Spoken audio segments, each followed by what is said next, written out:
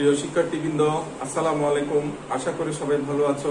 যার যার অবস্থানে থেকে বিশ্ব স্বাস্থ্য সংস্থা কর্তৃক প্রদত্ত স্বাস্থ্যবিধি মেনে নিরাপদে আছো এবং বাসায় আছো, পড়াশোনাও পাশাপাশি চালিয়ে যাচ্ছ। আজকে সিসিএস অনলাইন ভার্চুয়াল ক্লাসে তোমাদের স্বাগত জানাচ্ছি। আমি জাফর আহমেদ, তোমাদের গণিতের শিক্ষক। প্রিয় শিক্ষার্থীবৃন্দ, আজকে আমরা একটা নতুন চ্যাপ্টার আলোচনা করব, অত্যন্ত গুরুত্বপূর্ণ চ্যাপ্টার, যেটা আমাদের গণিতে আছে এবং উচ্চতর গণিত আছে। সূচক ও লগারিদম। সূচক ও লগারিদম। সূচক ও লগারিদম। সূচক লগারিদম আজকের আলোচ্য বিষয় আমাদের হবে মূলদ সূচক, ধনাত্মক, ঋণাত্মক, পূর্ণসাংখ্যিক সূচক, ধনাত্মক সূচক, ঋণাত্মক সূচক, পূর্ণসাংখ্যিক সূচক এবং শূন্য সূচক, সূচকের নিয়মাবলী, n-তম সূচক। এই হলো আমাদের আলোচ্য বিষয়। তো মূলদ সূচক জানার আগে আমাদের কিছু প্রারম্ভিক প্রস্তুতি নিতে হবে। সেটা হচ্ছে, যেমন আমরা বিভিন্ন সেট নিয়ে কথা বলে থাকি, যেমন বাস্তব সংখ্যার সেটকে আমরা r দ্বারা সূচিত করি, বাস্তব সংখ্যার সেট r দ্বারা সূচিত করি এবং এটার উপাদান হবে -3, -2, -1, -half, 0, 1, 0, half, 1, √2, 2 আপ টু অসীম পর্যন্ত। তাহলে এটা হলো বাস্তব সংখ্যা সেট। এটা কিসের সেট? বাস্তব সংখ্যা সেট। বাস্তব সংখ্যা সেটের মধ্যে কি আছে? ধনাত্মক সংখ্যা আছে, ঋণাত্মক সংখ্যা আছে, ভগ্নাংশ আছে, অমূলদ সংখ্যা আছে, মূলদ সংখ্যা আছে। এখন মূলদ সংখ্যা জানার আগে আমরা সেটগুলো একটু দেখে নেই। পূর্ণ সংখ্যা সেট, পূর্ণ সংখ্যা সেটকে z দ্বারা সূচিত করে, আর এটা যেহেতু একটা বিশেষ সেটকে ইন্ডিকেট করে, সেই জন্য এখানে হাতে লিখলে ডাবল টান দিতে হয়, এখানে হাতে লিখলে ডাবল টান দিতে হয়। তাহলে আমরা আপ টু ডট ডট দিয়ে -3, -2, -1, 0, 1, 2, 3 আপ টু ডট ডট। তাহলে এখানে হলো সেই সকল সংখ্যা যাদের হর বর্ণ 1 আছে। শূন্য হতে পারে, ধনাত্মক হতে পারে, ঋণাত্মক হতে পারে। তারপরে স্বাভাবিক সংখ্যা সেট কি আছে দেখো। স্বাভাবিক সংখ্যা সেট আছে 1, 2, 3, 4, 5 আপ টু ডট ডট অসীম পর্যন্ত। তাহলে আমরা কি পেলাম? এইগুলো এই আর বাস্তব সংখ্যা সেটটার উপসেট হলো কি? পূর্ণ সংখ্যা সেট। এটার একটা উপসেট হলো, দ্যাট মিন্স আমরা এইভাবে দেখাতে পারি প্রকৃত উপসেট হিসেবে যে n is a subset of proper subset of Z is a proper subset of R। তাহলে n হলো z এর একটি প্রকৃত উপসেট, z হলো r এর একটি প্রকৃত উপসেট। তারপরে আর আমরা এইটাতে মূলদ সংখ্যা আছে, অমূলদ সংখ্যা আছে, মূলদ সংখ্যা এবং অমূলদ সংখ্যা নিয়ে বাস্তব সংখ্যা সেট গঠিত। তারপরে এইটার একটা উপসেট হলো এটা এবং এটার একটা উপসেট হলো এটা। এইভাবে আমরা দেখালাম। এখন আসা মূলদ সংখ্যা সেট। আমরা মূলদ সংখ্যা কি? p/q আকারে যে কোনো সংখ্যাকে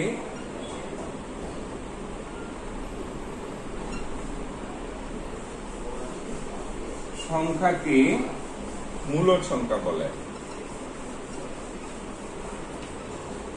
p/q আকারে যে কোনো সংখ্যাকে মূলদ সংখ্যা বলে, যেখানে p ও q আমরা এতক্ষণ যেটা বললাম পূর্ণ সংখ্যা, p ও q পূর্ণ সংখ্যা, p ও q পূর্ণ সংখ্যা, q not equal 0। q এর মান শূন্য হতে, পূর্ণ সংখ্যা হলে তো শূন্য হতে পারে, কিন্তু q এর মান শূন্য হতে পারবে না। কারণ শূন্য হলে আমাদের কি হবে? 0 যেমন 3/0, এটা কি? অসংজ্ঞায়িত। তাহলে 0 হর হিসেবে থাকতে পারবে না। হর হিসেবে থাকলে সেটা অসংজ্ঞায়িত হওয়া নির্ণয় মান হয়, নির্ণয় করা যায় না। আমরা এটাকে অসংজ্ঞায়িত বলি, ইনফাইনাইট দ্বারা প্রকাশ করে থাকি। তাহলে আমাদের মূলদ সংখ্যা কি? p/q আকারে যে কোনো সংখ্যাই মূলদ সংখ্যা, আর সেই সংখ্যা p এবং q উভয়ই পূর্ণ সংখ্যা, কিন্তু q এর মান শূন্য হতে, পূর্ণ সংখ্যা হলে শূন্য হওয়ার কথা, শূন্য হতে পারবে না। তাহলে শূন্য ছাড়া অন্য যে কোনো সংখ্যা হতে পারবে। তাহলে পূর্ণ সংখ্যা বলতে আমরা পূর্ণ সংখ্যা বলতে মূলদ সংখ্যা বলতে পূর্ণ সংখ্যা এবং ভগ্নাংশ উভয় হতে পারে, ধনাত্মক ঋণাত্মক উভয় হতে পারে। তাহলে আমরা মূলদ সংখ্যা জানলাম, ধনাত্মক বাস্তব সংখ্যা সেট, পূর্ণ সংখ্যা সেট এবং স্বাভাবিক সংখ্যা সেট সম্পর্কে একটু ধারণা লাভ করলাম। এখন আসো আমরা বুঝে দিচ্ছি।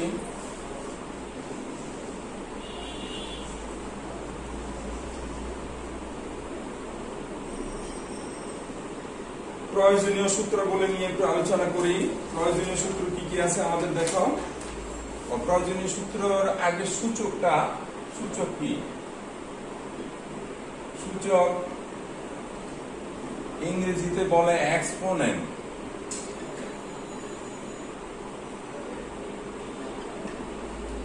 এক্সপোনেন্ট বাংলা বলবো আমরা, পাশাপাশি ইংরেজিটা একটু জেনে নিব, কারণ উপর লেভেলে আমরা অনার্স মাস্টার্সে যখন পড়বো তখন সেখানে বাংলা কোনো বই থাকবে না, শুধু ইংরেজি থাকবে, যার ফলে ইংলিশটাও আমাদের কি পাশাপাশি আয়ত্ত করে নিতে হবে। এখন আসো সূচক আমরা জানি, আমি একটা উদাহরণের মাধ্যমে বোঝানোর চেষ্টা করি। যেমন a ইনটু a কি হয়? a square. a into a কি হবে? a cube. এভাবে যেতে যেতে a into a up to a n সংখ্যক a হলে এটার মান কি হবে? a to the power n। তাহলে আমি বলতে পারি যে a কে 2 বার গুণ করলে a স্কয়ার হয়, a কে 3 বার গুণ করলে a কিউব হয়, a কে n সংখ্যক বার গুণ করলে কি হবে? a to the power n হবে। তাহলে a to the power n কে বলা হবে, এই যে a to the power n K a to the power n K a এর n ঘাত বা সূচক বলে। a কে নিধান বা ভিত্তি বলা হয় এবং n কে a এর ঘাত বা সূচক বলে। তাহলে আমরা আরেকটু জেনে নেই যে a কে n সংখ্যক বার গুণ করলে a to the power n হয়, আর a যে কোনো স্বাভাবিক সংখ্যা, a একটি পূর্ণ সংখ্যা, ভগ্নাংশ, ধনাত্মক, ঋণাত্মক যাই হোক না কেন, a একটি পূর্ণ সংখ্যা, দ্যাট মিন্স ধনাত্মক, ঋণাত্মক বা ভগ্নাংশ যেটাই হোক না কেন, a to the power n কে এর n ঘাত বলা হয়, n ঘাত বা সূচক বলবো, এবং a কে নিধান বা ভিত্তি বলবো, আর n কে বলা হবে সূচক বা ঘাত। এই যে পাওয়ার যেটা থাকবে এটাই হবে সূচক বা ঘাত।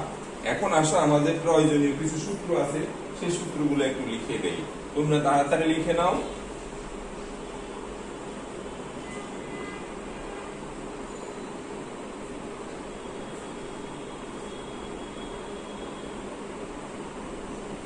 সূত্রগুলো, প্রয়োজনীয় সূত্র দেখো, অত্যন্ত গুরুত্বপূর্ণ, যেগুলো আমাদের এগুলা প্রয়োগ করা ছাড়া আমরা অঙ্ক বুঝতে পারবো না।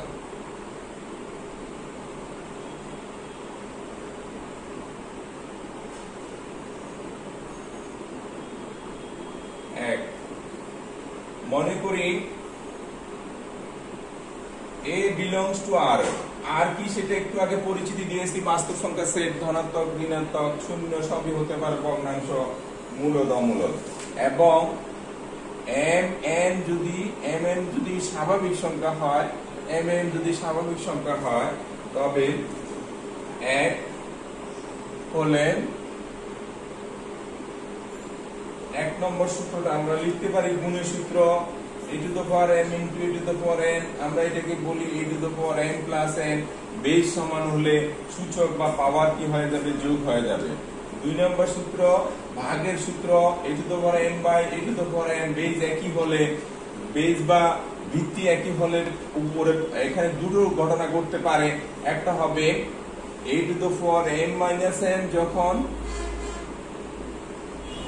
m is greater than n। m যদি n এর থেকে বড় হয় তাহলে আমরা উপরে নিয়ে লিখবো, উপরে পাওয়ার থেকে নিচের পাওয়ার বিয়োগ হবে, আর 1 by a to the power n minus n যখন n is greater than n। m যদি n এর থেকে বড় হয়ে যায়, n যদি m এর থেকে বড় হয়ে যায় তাহলে আমরা এটা নিচে এনে নিচের পাওয়ার থেকে উপরের পাওয়ার বিয়োগ করব।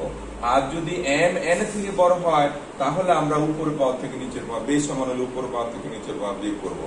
এই হলো আরেকটা সূত্র। এরপর আসো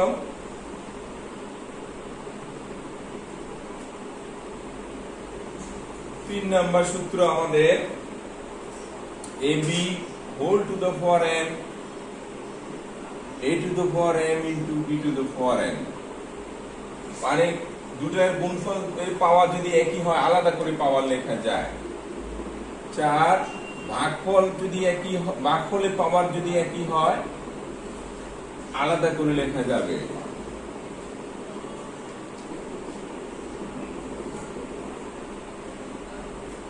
আলাদা করে লেখা যাবে। 5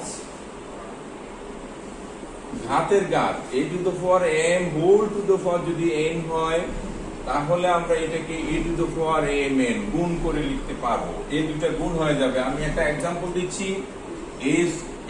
a to the power m whole to the power n, অর্থাৎ আমি যদি সংখ্যায় লিখি a cube whole square, a square whole cube যাই হোক না কেন a টু দ্য পাওয়ার 6 হয়ে যাবে, অর্থাৎ গুণ হবে। এটার সাথে এটা কি হবে? গুণ হবে। এরপর আসো 6 নম্বর সূত্র।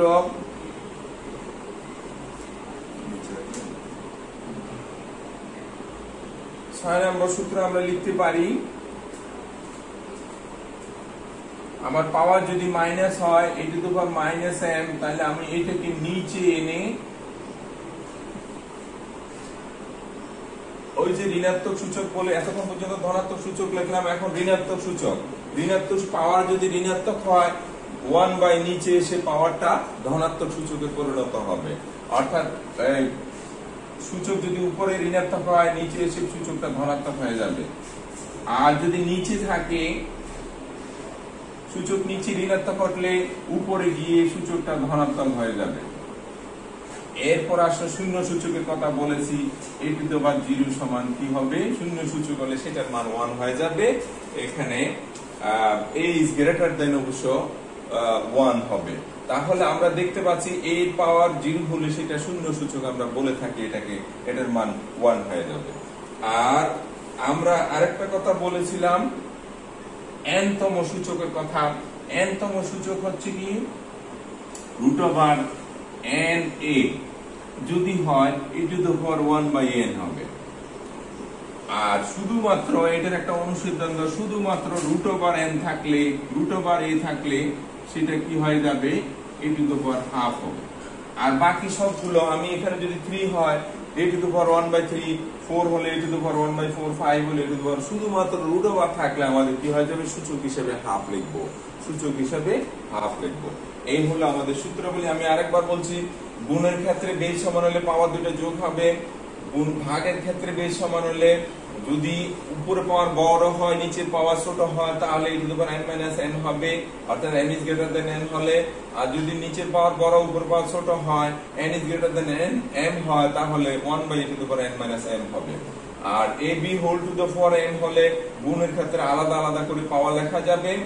আর ভাগের ক্ষেত্রে আমরা একই পাওয়ার থাকলে আলাদা করে পাওয়ার লিখতে পারবো। তারপরে a টু দ্য পাওয়ার ঘাতের ঘাত যদি থাকে, পাওয়ার উপর পাওয়ার থাকলে, তাহলে সেটাকে গুণ করে লিখতে হবে। তারপরে সূচক, ঋণাত্মক সূচকের কথা বললাম, ঋণাত্মক সূচক যদি থাকে উপরে, নিচে এসে ধনাত্মক সূচকে পরিণত হবে। ঋণাত্মক সূচক যদি নিচে থাকে উপরে এসে ধনাত্মক সূচকে পরিণত হবে। আর শূন্য সূচকের কথা বলেছি, শূন্য সূচক হলে এটার মান 1 হবে। আর n তম সূচকের কথা বলেছি, n তম সূচক হলে a to the power 1 by n হবে। এটার অনুসিদ্ধান্ত রুট ওভার a থাকলে সেটার মান কি হবে? a to the power half হবে। এই হলো আমাদের সূত্রাবলী। এরপর আর একটা বিশেষভাবে লক্ষণীয় ব্যাপার আছে, সেটা লিখে দিচ্ছি।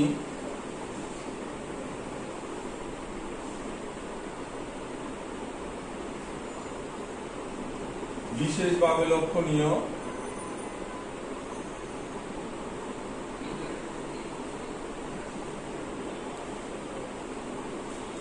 at a is greater than 0, a not equal 1 হলে 1 শর্তে a to the power x সমান a to the power y হলে x সমান y হবে।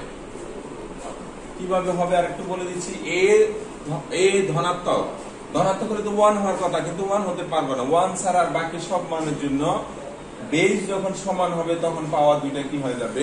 সমান হয়ে যাবে। তারপর 2 নম্বর শর্ত, a is greater than 0, b is greater than 0, a is not equal 0 শর্তে a to the power x সমান b to the power x হলে a সমান b হবে। দ্যাট মিন্স আমাদের বেজ যে দুটো ধরে নিয়েছি এই দুটো অবশ্যই ধনাত্মক হতে হবে, পাওয়ারটা শূন্য হতে পারবে না। পাওয়ার শূন্য না হলে আমাদের পাওয়ার সমান হলে বেজ দুটো কি লেখা যাবে, সমান লেখা যাবে। এগুলো আমাদের গাণিতিক সমস্যা সমাধানের ক্ষেত্রে অতীব কার্যকরী হয়ে দাঁড়াবে। তাহলে এই হলো বিশেষভাবে লক্ষণীয়। এরপর দুই একটা অঙ্ক করে আজকে শেষ করবো। আমাদের বিশেষ করে সূত্রগুলো আজকে বিশেষ প্রয়োজন ছিল, সেগুলো একটু ডিসকাস করলাম।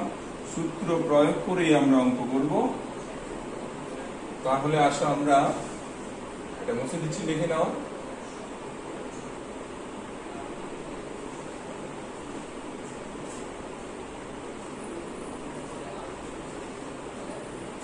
এক্সারসাইজ 4.1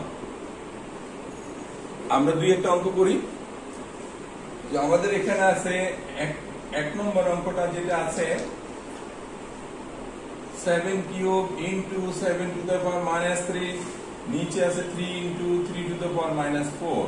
তাহলে আমরা এখানে দেখতে পাচ্ছি যে 7 কিউব ঠিক আছে, 3 ঠিক আছে, কিন্তু আমরা ঋণাত্মক সূচক যেহেতু উপরে আছে, সূচকের নিয়মাবলী অনুসারে ঋণাত্মক সূচক উপরে থাকলে সেটা নিচে এসে ধনাত্মক সূচকে পরিণত হবে। এখানে নিচে ঋণাত্মক সূচক থাকলে সেটা উপরে গিয়ে ধনাত্মক সূচকে পরিণত হবে। তারপর আমরা এবার দেখতেছি উপর পাওয়ার থেকে নিচের পাওয়ার বিয়োগ, বেজ একই হলে উপর পাওয়ার থেকে নিচের পাওয়ার বিয়োগ হবে।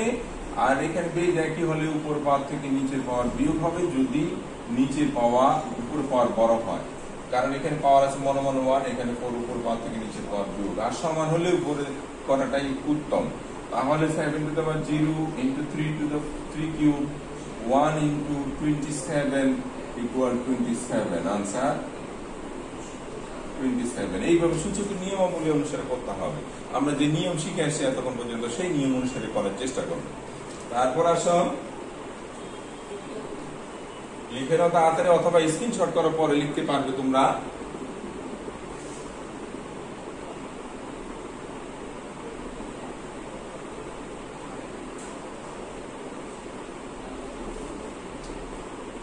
আরেকটা অঙ্ক করি আমরা, সেটা হচ্ছে 3 number. 2 inverse 1 plus 5 inverse 1 whole inverse 1।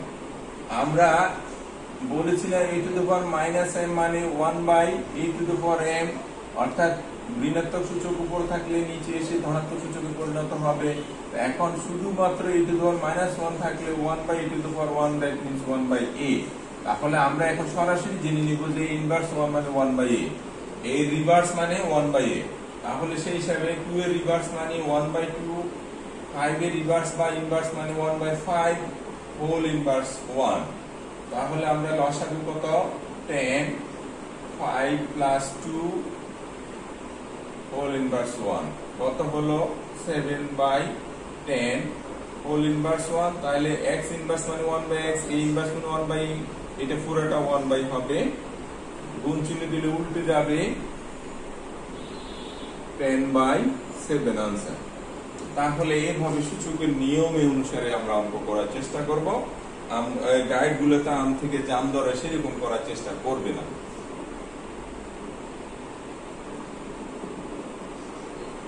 আর একটা অঙ্ক করে আজকে শেষ করব।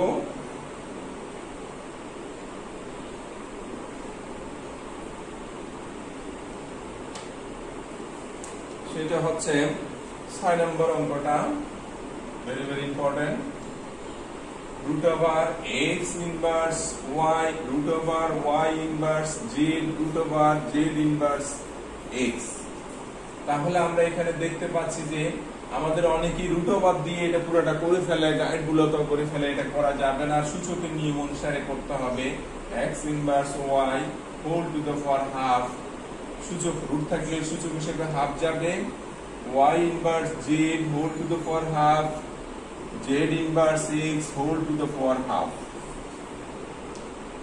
তাহলে আমি এখন গুণ করে দেই। দুইটা রাশি পাওয়ার একই হলে আলাদা করে লেখা যাবে। -1/2 y two the power half, y to the power minus half, z to the power half, z to the power minus half, x to the power half, পরিশেষে আমরা পাচ্ছি x to the power minus half plus half, y to the power minus half plus half, z to the power minus half plus half। তাহলে 0, y to the power 0, z to the power 0, that means 1 into 1 into 1 পরিশেষে কি হবে 1 হবে। কিন্তু যারা ওভাবে করবে তারা নাম্বার পাবে না, যে রুট ওভার দিয়ে সবগুলো একসাথে রুট ওভার 1 মানে 1 এরকম লেখা যাবে না। তাহলে আমাদেরকে সূচকের নিয়ম অনুসারে করতে হবে। আজকে এই পর্যন্ত শেষ করলাম। আমরা নেক্সট ক্লাসে বাকিগুলো করে, অর্থাৎ আমাদের পুরো চ্যাপ্টার শেষ হলে আমরা সিকিউ প্রশ্ন দেব। আপাতত তোমরা এই সূত্রগুলোর শিখবে, নিয়মাবলী শিখবে এবং এর প্রয়োগ কিভাবে করতে হয় সেটা নিয়ম, সূচকের নিয়মাবলী অনুসারে গাণিতিক সমস্যার সমাধান করার চেষ্টা করবে। সবাইকে অশেষ ধন্যবাদ। আজকে এখানে শেষ করলাম। আল্লাহ হাফেজ।